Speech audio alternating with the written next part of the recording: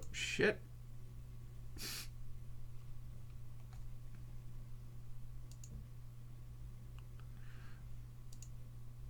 Welcome, friends, to the 13th episode of Depths of Gaming. Greetings, comrades! I am Voice, and this is Necroscourge, and we're going to bring you to a joyful world of gaming news and trivia. A quick aside, the more persistent Zero of you might have noticed that the dice background changed, and the reason for that is another new computer. It turns out small, dainty, compact computers for offices aren't gaming machines. And they overheat, and then they blow up or melt down. And they don't like being forced to run Eternal Crusade on the motherboard integrated graphics card.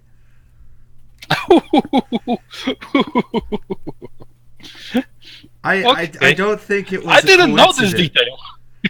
Yes, I was like, I feel like playing Eternal Crusade, and I played it for like 4 hours, and then I tried to do something else, and it didn't work, and I'm like, uh-oh. So apropos news, what do we have in store for today? Well, Science Lord of the Universe, Neil deGrasse Tyson, is unveiling his game Space Odyssey at E3. 2001? A Space Odyssey? No, like everything else that Neil deGrasse Tyson does, is he uses an old name from something and expects that we'll know the difference. Okay, as fantastic understand that. as his Cosmos series was, it was a little confusing for people when you say, "Oh, did you see Cosmos?" We're like, "I thought that guy was dead." Well, and because he's dead, it's okay to take the credit. Well, I mean, to be fair, Neil deGrasse Tyson was kind of his understudy, so it's passable there. With Space Odyssey, it's legitimately confusing. Well, the Space Odyssey never was a computer game, to be fair. Well, so, it never was. I really doubt only a that movie. Space Odyssey is one of those things that for some people just respected never to use the title Space Odyssey because everyone knew it. Now, I have a question for you. Yes. How many of this new generation of people will actually know what Space Odyssey is? Well, I'd like to lie to you and say most of them. But no. Not many. No. Yeah, we are at the point in our lives. If they had cool parents that forced them to watch those kinds of movies, then there I'd say like a 26% rate. But the other 74 is just like no. You're very optimistic with that 26%, I say. Well, yeah, we are both at the point in our lives where we start to lose the belief in humanity and become jaded. So yeah, about you the might game. Be careful with that jading, otherwise we'll flip you for a few bucks at a china shop. So, Neil deGrasse Tyson had announced, like I think a year ago or so, that he was making a real-time strategy game. It was going to be really realistic and complicated and edumentational.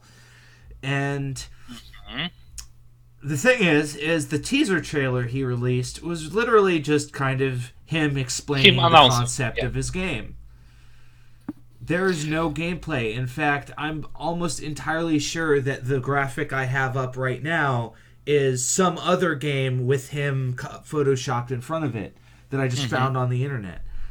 From our discussions before this show, you are very optimistic about this, and the fact that they didn't show any gameplay, it was a red flag for me, for you as well, I know. Yes. So how do you feel about this? Well, I'm excited on the principle that I believe in Neil deGrasse Tyson as a person and a scientist. Okay. I'm going to say that I believe in him as a wonderful scientist. I don't believe in him as a wonderful game developer. Well, that is true. However, it's not he. To me, there's a difference between what he promised and Molyneux. Molyneux walks in a room and goes, "Okay, here's a game." I forgot he's British. Okay, right. Here's our game. It's going to be. That sounds Australian. He's really thin, so he's Australian, right? So here's our game. You're going to be a god, right? And you, as a god, you'll be able to like do everything, and like it'll be a multiplayer world, and like there'll be gating, and like you'll uncover shit, and like it'll have multiplayer and all these things, and you're with hundreds of people in the battles. And we're like, Manu, why are you here? I agree. I that was do Goddess, think that, by the way. Yeah, and it turns out to be a mouse abuse game. I would call it that. Well, the thing about Goddess is it was initially promised to be a successor to Populous, and then it quickly turned into a casual game without all of the paywalls. But with a lot of microtransactions. Not so much the microtransactions. Like I said, it didn't have those paywalls. It was just built like that kind of game. I guess. Because you could harvest the gems that for the currency and shit. I don't remember Godus anymore. I vaguely do, but the thing is yeah, it's like a bad memory. They released this single-player campaign for it, and it was literally just this linear crawl across the landscape, and it was so boring. Holy shit. So, now, to return it back to the Mr. Neil deGrasse Tyson, and especially my skepticism against it. Yeah. And from depending on the blurb, it's single player or multiplayer. I'm not sure. He says there's going to be an early beta, which I guess that asserts a multiplayer component. I don't know. Not really. Not really. Okay, so here is my skepticism here. Yes. Neil deGrasse Tyson is a wonderful scientist. Yes. It doesn't make for a good game developer. So what's going to determine? I think that he has a better edge up than other people because he's got the mind in math. He's got the mind in science, and yes, it is not the same as programming knowledge. But it's not like you're talking to Kid Rock and going, okay, well, in this game, we're using an object-oriented language, and like, man, I just do dope and play music, man. If you let me finish, yes, that's true. He has very math-oriented mind, yes, but thing number one, he's not going to make this game all on his own. No, that's one thing. He's a very busy guy, so he probably is going to just... He's an extremely busy guy. He's the head of several organizations. Thing number two, making a game is not all about programming. It's not all about graphic. You have to put a lot of psychology in it as well. That's because you have to engage people. He's good because besides the programming aspect, he's got the mind for it. Yes, but however, there's also experience in the field. That's also important, because how do you know if something works or doesn't? I would have to remind you about a game that was made by a scientific community called Moonbase Alpha, which was a wonderful game. I also need to remind you that NASA has the budget of 3 goats and a chicken. But they did make a game, and they hit everything scientifically what they were aiming for. They made a realistic simulation of what it would be like to have a mission on the moon and have to fix something. And they hit every single bullet point on the head, and they made it happen. However, what do we know about Moonbase Alpha? Well, what do we know about Moonbase Alpha is a wonderful voice synthesis simulator that you can play all kinds of songs in, which made a shit ton of memes, and that's about it. No one remembers anything else about Moonbase Alpha. Yeah, that's the only thing we remember about it. There's a difference between making scientific discoveries and making a successful game. So another aspect that's going to make or break the game is who is Mr. Neil deGrasse Tyson bring to the table to work on. I have no idea. We'll know. Will they have any experience in game making? Will they? How this all of this is going to come together? Because star power alone of Mr. Neil is not going to make this game any playable. Look, I get that, but it's more than just star power. He has resources, he has knowledge, and most importantly, he is bringing footage and a game to E3, which means he has something, right? He has the best that he can muster up is an indie team, and I don't think he's going to make anything that would be on the level of not even StarCraft, but more. He's not going to make anything on the level of Sword of the Stars, even, or any of those games. Well, it's not going to be that good.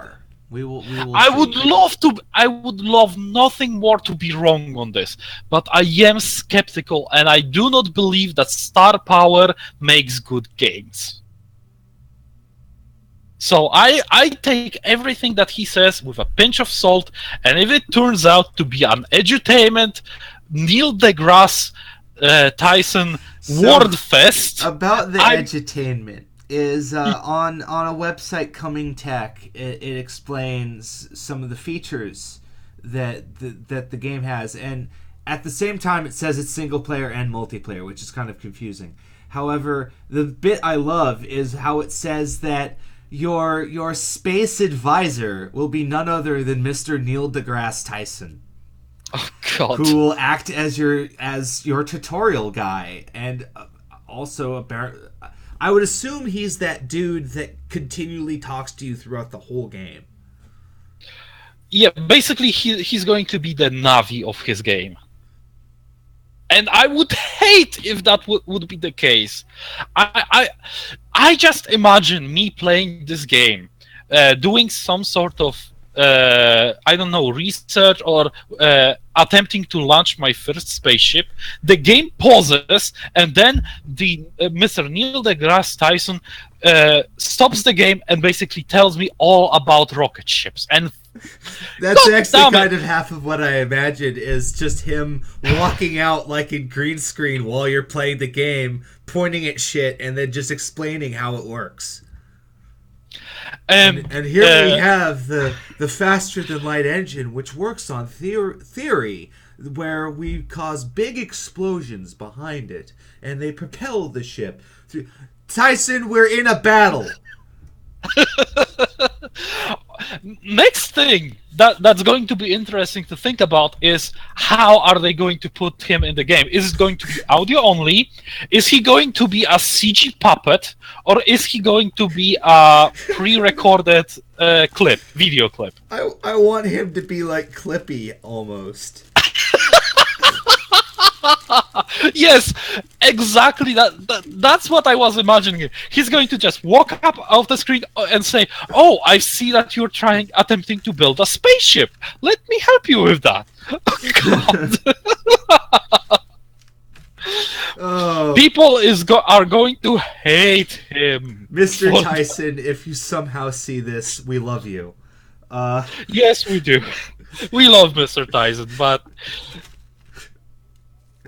truckloads of salt with every word that he speaks about the game. Moving on. Far Cry 5 is going to be based in Montana. Far Cry 5? They're Yes. still making these? They're still making them. Oh, And of course, God. this is not counting the sub games that they made, like the Instinct And spin-offs. expansion and Blood Dragon. But I have to give them credits where it's due. Blood Dragon was awesome. Blood Dragon was amazing. It's the neon explosion of the 90s kind. It's the kind of game that would appear in the 90s that you wish would have the technology of the 2010. So yes. So that's why it was so fantastic.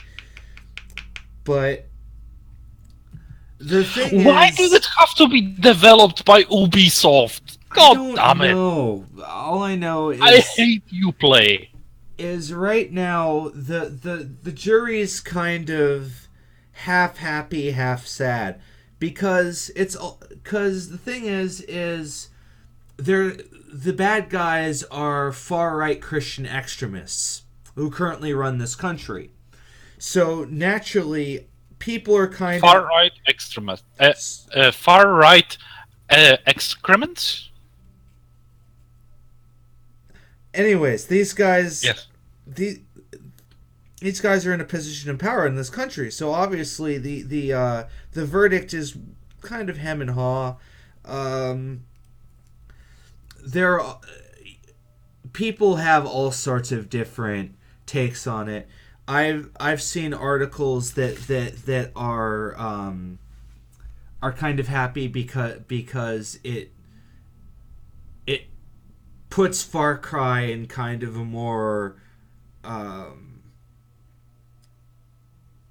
it puts the main character in a more positive light than in past games, because in past games the characters all done horrible shit.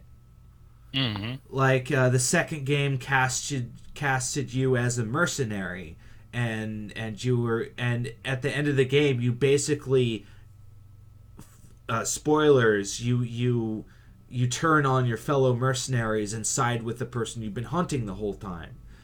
And in the first game, you were a fucking tourist. / military veteran. I don't even remember what the first character's deal was. But wasn't the Far Cry originated alongside with the CryEngine guys? I'm not entirely. I don't remember. Yeah. But the main thing with Far Cry 5 is because it's based in Montana, and because the enemy is basically guys that believe in an extreme viewpoint of a religion, that drive around in cars and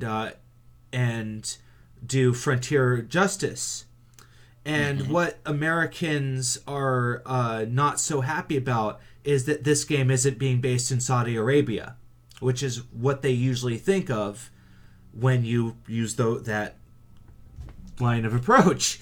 So there are people going, oh, well, how dare they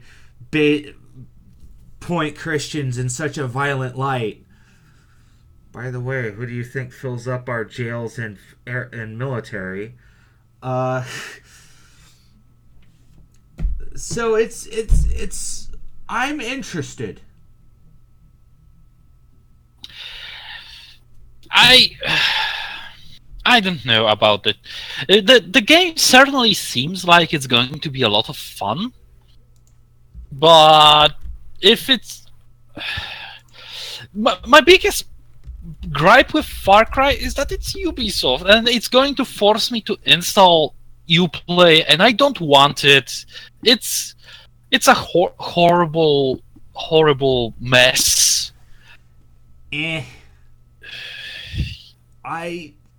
As much as I don't like Ubisoft, they've been producing better quality games steadily, even though they fuck Have up they? every other game. I think they are. They are still shitty people, though. And they are Europeans. They are French, right? I think so. Yeah. I do not feel comfortable with their business practices. And you mean the set amount of installations thing? Because I hate that. I know that for sure. I know that they are very very bad with business passes, DLCs, on-disc DLCs. They are very bad with basically hacking their games into small little pieces just to sell it later to you. Yet yet we play Stellaris and CK2 all the time. And those are Paradox games, and they do the exact same thing. That doesn't mean that they also force you into installing malware on your computer. Oh, yeah. You play. I do understand that Steam is doing a lot of the same stuff, but at least Steam is not invasive, and I can remove it without actually resorting to modifying my registry files, my registry in my Windows computer. So there's no risk of me completely fucking up my PC if I want to ever remove Steam. I also do not have to install specialized Steam removing software. And yeah, it's like fucking a hooker. You know that it's probably fine if you use proper protection, but still, it's a filthy hooker.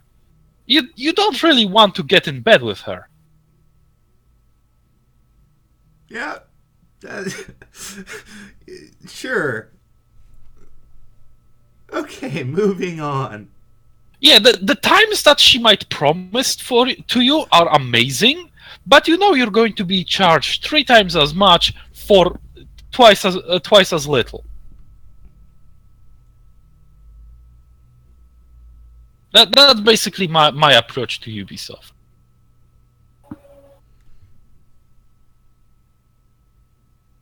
I'm sorry. E3. Yeah. We'll see. E3's coming up, and once again, you're going to be proven wrong because Space Odyssey is going to be a fantastic game. Again, I hope I will be proven wrong. I would love nothing more than to be wrong on Mr. Neil deGrasse Tyson's RTS. But if it's going to be with a strategy game made by a person that smart. Listen, besides the scientists, fact that especially physicists, and especially physicists are talking about like game-ending, like world-ending events in the lieu of singularity, right? In the 90s, they were promising me a Grey Goose scenario when we were starting to develop the nanotechnology that we have today. And I don't see a Grey Goo anywhere. That's probably because we learned more about it, and the physicists weren't actually microbiologists. So physicists tend to... Yes, it is true. There is no physical limit to... how intelligent a computer can be. However, there are things that they have no idea about because they don't think about it like that. There is, for example, Turing halting problem that prevents a lot of self-replicating machines to actually work, and you can use it to mathematically prove that self-replication does not exist. Yes, because I'm trying to prove a point that physicists love to promise a lot of big things. They have their own little worlds, and Mr. Neil deGrasse Tyson especially is vulnerable to that because he feels like a superstar that he cannot do anything wrong. but this might be a very sore disappointment for him because he is not a game developer, and game game and astrophysics are two completely different beasts that act on two completely different sets of rules. This is where my skepticism comes from. Understandable.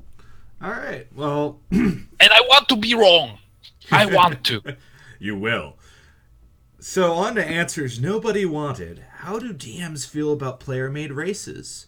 Font asks, I've never played before, trying to get into it, and I understand it for the most part, but they're not so sure about player-made races because they don't want to walk to a group and say, I have this amazing character, can't die, all that shit. And they wanted to know how people usually took that. Well, Necro, you are a DM. Tell us about it. How would you react if I went to your D&D campaign with my own custom race, with my own stats and everything, and just put it in front of you and tell you to become part of your group? Well, for one, I tell you I need to look at it. And so okay. I would pick it up, I'd look it over. And what I look for is red flags. I'm looking at your abilities, I'm looking at your stat modifiers, I'm looking at what you're trying to accomplish. And most importantly, I'm also listening to your reason as why you want to play this. Because my personal pet peeve is the people that play one session and then they come to me the next session requesting they play like a sentient object or something like that. It's not quite that simple. And this happened to me a few months ago, and this guy stopped coming to my offline groups because of it. He came to me and said, I want to play a sentient object. Can you figure it out for me? And I went, no. That's not your job as a DM. It's not supported. Job. And then he goes, well, I was hoping you would make it work. And I just repeated, I copy-pasted, because it was a Discord chat, I just said, it's not supported. And then he just stopped talking to me. Or no, he said, no need to repeat yourself. Then he stopped talking to me.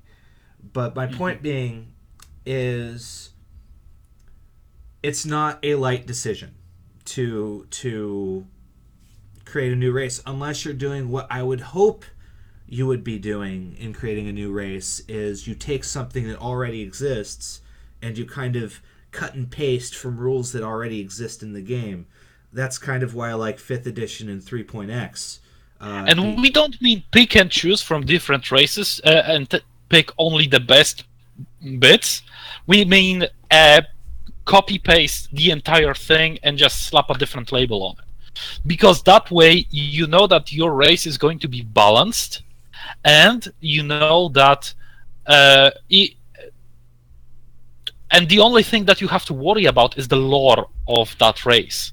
So that you have to realize that when you introduce a race, you have to introduce the reason why they're there, how they act, what's their culture, what's their even mundane things like what's their calendar, what gods do they believe, all of this is important, and all of this requires a reason to exist.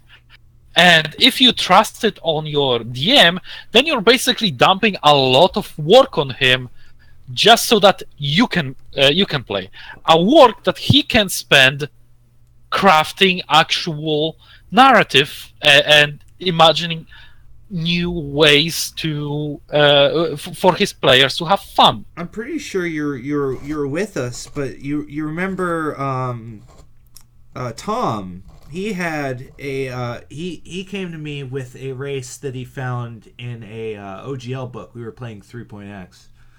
Mm-hmm. And it was a race called the Devati.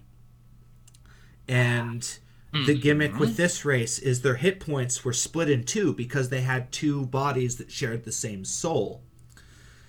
Oh, I remember the twin mecha. And so this character was technically had two different miniatures on the field. However, they each got an action, and even though the rules as written said that he could do warlord maneuvers rampantly, he decided to be kind of fair in how he did it. He still did hundreds of damage each round, but it was reeled back. Also, he took a lot of risks playing this character. Because it was extremely risky, because if one of your Devati dies, the other dies of heartbreak, essentially.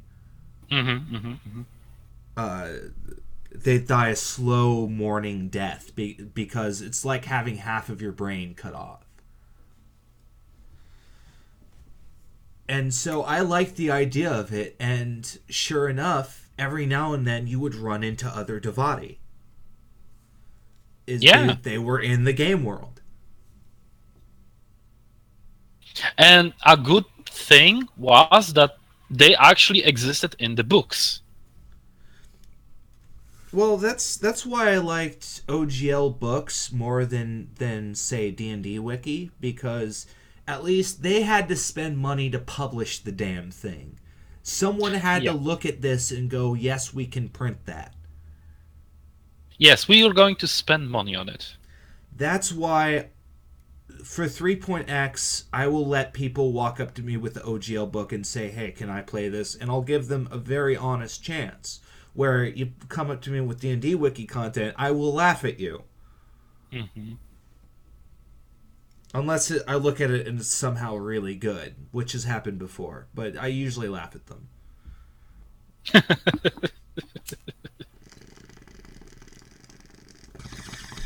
Like Battle Chef. I was really into watching Toriko for a while, and when we were playing Eternity Island, a person wanted to play a Battle Chef, and this shtick with the Battle Chef is they did combat combos, and depending on how they did their attacks, it would do different effects. It like minor stuff. It was like fighting magic, basically.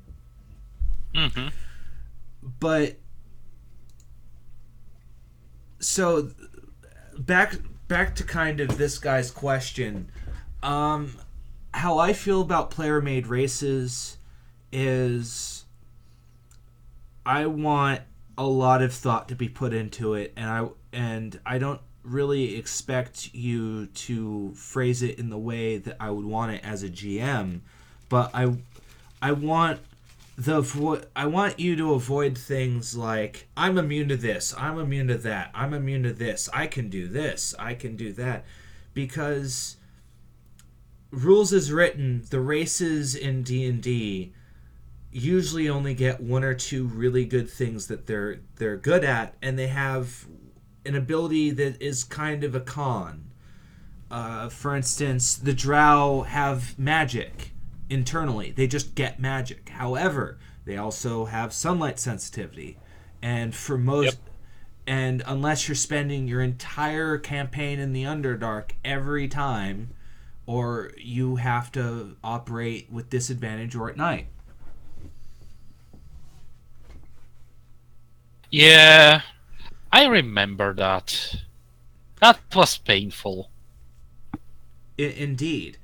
Especially because in Out of the Abyss, I'm not sure why I didn't realize this earlier, but the Dawnbringer that they give you, that's sunlight. Oh. So if you're traveling with any of the NPCs who usually have sunlight sensitivity, they're going, oh god, why? Which is partially why the Sunblade has the ability where you can dim the light.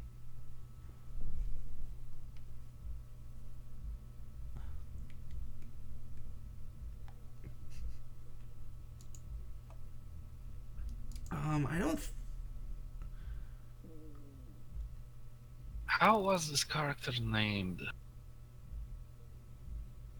I feel sad now for it. You should.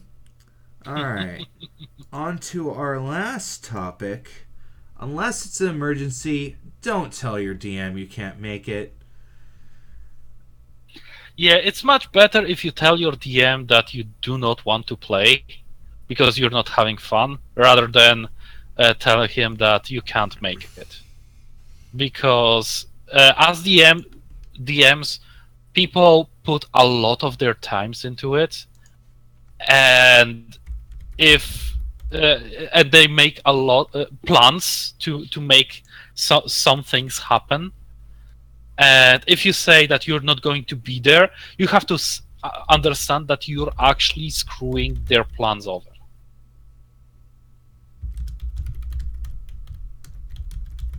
So, and another thing, if you are, if you do not like the game, just tell it. Don't just be this guy who goes around and says that, oh, I'm going to be there, and then day before, no, oh no, I'm not going to be there. Yeah, because we had this guy in the live Shadowrun game we do named Krusty, and for a couple weeks in a row, he would tell me hours or the night before, by the way, I can't come.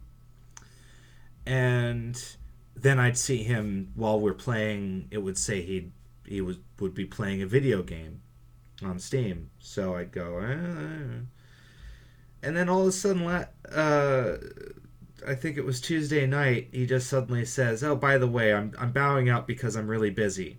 Now, keep in mind, summer is starting, so kids like less. I think he's 20, less than 20. Like he should have his summer free. Point being, give reasoning, give reasoning, and talk to your GM.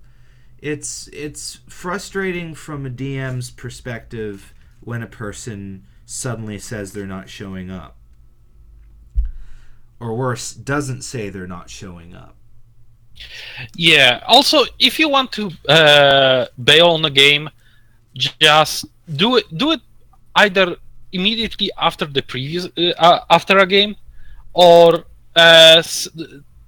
give your DM time to prepare. That's an important thing, because it basically proves that we have a certain degree of respect for the person that's actually running the game, and that kind of thing is important, because we are people too. We invest our time into this hobby, and we would like to have fun as well. And if we know that something is not happening for something that we need to prepare for, that means we can actually invest our time into something else. We know that the game is not going to happen, so we can go on a movie or have some fun with our real life friends, which I do realize a lot of people think that we do not have. Yeah, a lot of people assume that we just don't have any. I mean, there's a lot to this post, but it's essentially a guy who goes to a bar with his group, and a lot of them just kind of don't show up, or they don't really message you. I mean, I hate the people where you message them and then they message you back going, "Oh, by the way, I'm not coming." I go, "What?" "Oh yeah, I'm just not coming." Fuckers. But yeah, I mean that's really our answer, is just talk to your DM like a person. If you're not enjoying the game, just talk to them and say, "Hey, I need to bow out. I do not enjoy this for the reasons X, Y, and Z. I do, and I that's it. Yeah, and many GMs are actually going to respect you even more if you give them the answer, because it's like, you're a grown ass person. It's not my fault that you cannot balance your schedule. And I hate it when people come up to me and go, "Oh, I have to quit because I'm really busy," or "I can't go, I can't do this because I'm really busy," or "I'm really busy, I'm really busy." Well, that's awesome. You don't know how to budget your time. That's really cool. But when you say to me, "I want to join your game," and I tell you it starts at this time, you need to be there. And if your response is, "Oh, I'm sorry, I had something else to do," then, well, why did you tell me you're going to come if you're not going to come? mm-hmm. Like, there was this local dude that he messaged me. He was like, "Okay, I want to play. Here's my character." I went, "Cool. Here's when we play." And then about 4 weeks happen where he just doesn't show up. And so I finally asked him, like, "Hey, dude, why aren't you showing up to the game?" And he was like, "Oh, I'm really busy, I'm really busy." I'm like, "Then why did you say you're joining my game if you're not actually gonna do anything?" Amowin, who's a friend of mine off and on, because they continually tell me they're going to join my games. They show up to 1 or 2 weeks, then they just stop coming.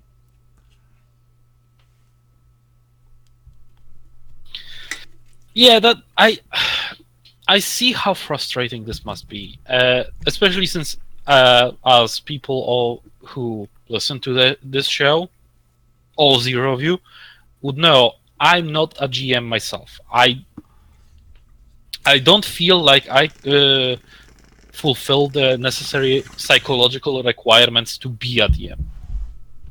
But I can emphasize with Necro here, who works, who puts a lot of soul into this, and I know that a lot of it is winging it, and a lot of it is drugs. Oh yeah. But that doesn't mean that he doesn't pour his soul into it, and it is a modicum of respect from me as a player to him to inform him, "Oh, I won't be able to play the game on this and this date." And I usually give him like the entire week or as much as I can to inform him, because it's usually something that is important. People have schedules that they have to keep.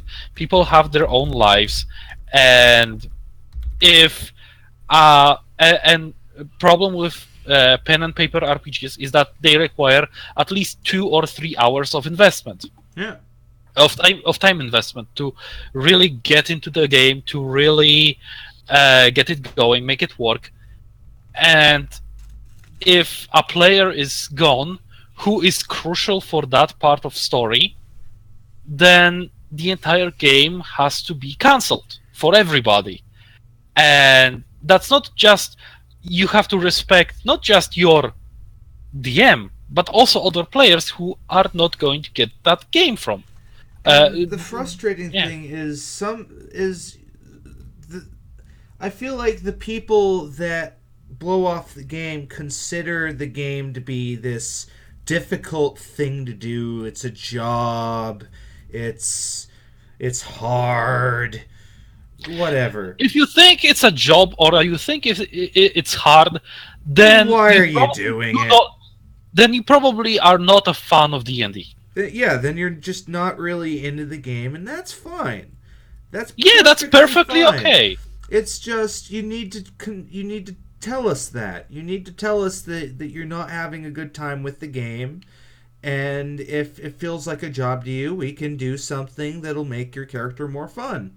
Because that's usually what it is there's something with how your character is built that doesn't quite work with what you have in mind. And it's always frustrating because those are the same people I'm begging over and over again, what do you want to play? What play style do you want? And their first answer is always going to be, "Oh, well, I haven't read the book." And that's not the question. Cuz here's some basic faith I have in the human race is they've seen a fucking Lord of the Rings movie.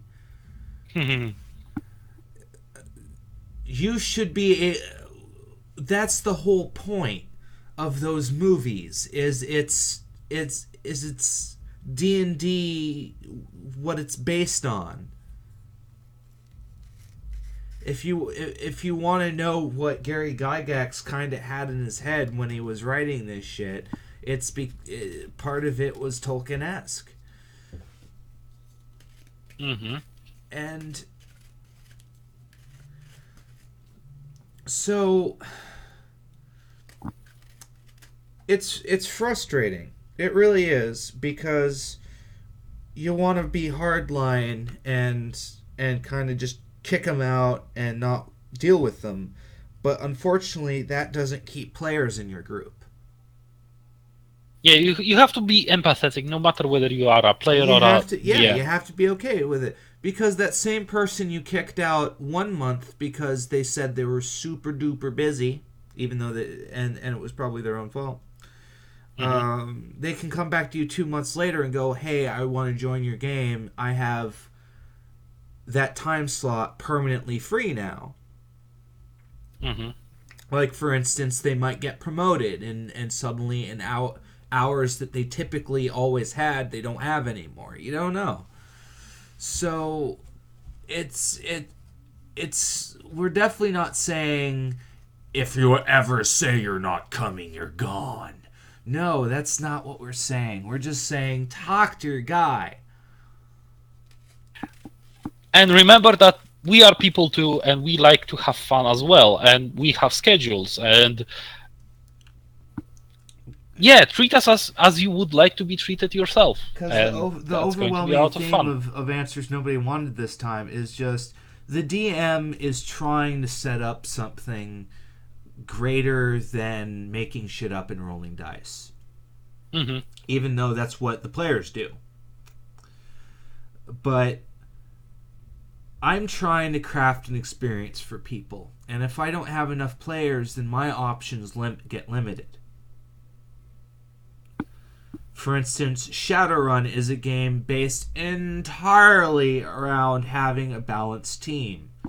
And unfortunately, you're going to have parties that want to all be shooty, killy people. And Murder hobos! Yay! The issue with Shadowrun is it's not written for that. It's written to be a pseudo-realistic cyberpunk simulation that happens to have magic and matrix shit going on. Pseudo? Kind of. Pseudo. Tomato.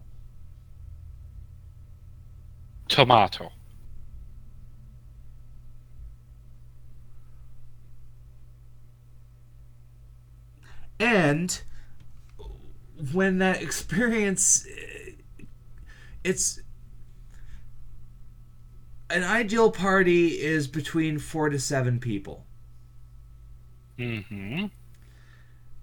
And that's because a balanced party of 4 people has the hit points and abilities in pretty much any game system to be able to do something notable.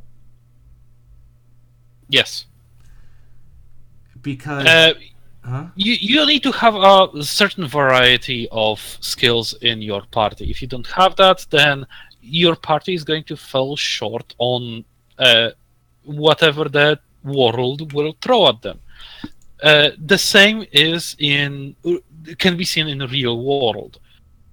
You rarely have an army or country that has an army that is only specialized in snipers, or only specialized in tanks, or only specialized in boat combat. Why? Because it's stupid. Yes, it's impractical, because world is unpredictable, and because world is unpredictable, you have to have a variety of options to deal with it. For instance, here's a quick Lindy Beige inspired rant about horse archers. Is logically... Oh, you've been watching him. Yeah, I like him. Is he talked about horse archers and how theoretically they are the ultimate force of death. However, then there's the fact that if you take away the white board open plain with horse archers against infantry, if you take that away, suddenly they're horrible. They can't take fortifications. They are fucked in forests. They cannot operate in areas where their horses cannot operate. They are not easily transferred over water. They are not easily able to. Well, I think I said take fortifications, but they also can't hold them. Mm-hmm.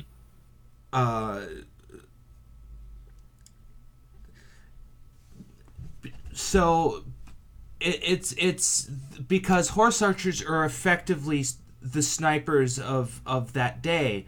Because they were a powerful anti-infantry measure. Mm-hmm.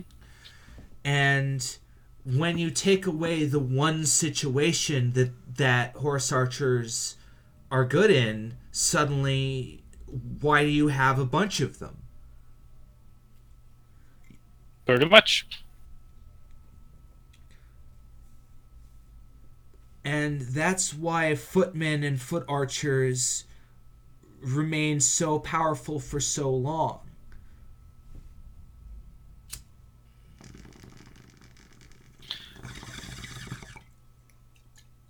So, basically, what we're trying to say is, yeah, have respect for other people, have respect for their time, have fun, and yeah, and don't focus only on being a murder hobo. Yeah, murder hoboing is bad. That's our PSA for the day. Murder hoboing bad. All right, well, that's our show. Have a good one. Thank you very much for listening, and see you later, comrades.